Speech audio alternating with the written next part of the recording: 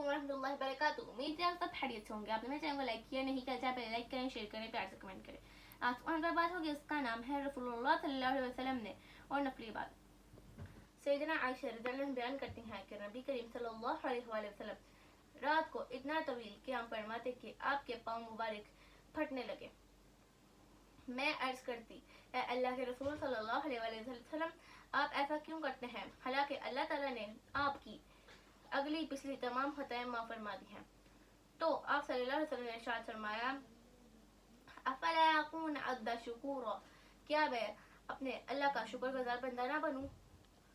दर्ज 12 अहदीस मुबारक को मद्देनजर रखते हुए हमें चाहिए कि हम अल्लाह ताला के बेशुमार अहसानात का शुक्रिया अदा करते हुए नफल नमाज को अपनी ज़िंदगी का मामूल बनाएं और बिलखुसूस रमज़ान मुबारक की मुबारक सातों में फ़राइज़ के साथ साथ कसरत नवाफिल से और अल्लाह और इसके रसूल का कुर्ब हासिल करें। जज़ाकल्लाह। उम्मीद है आपको मेरा कुछ अच्छा लगा होगा तो लाइक करें, शेयर करें, प्यार से कमेंट करें। मिलते हैं अपनी नेक्स्ट वीडियो में, तब तक के लिए अल्लाह हाफिज़।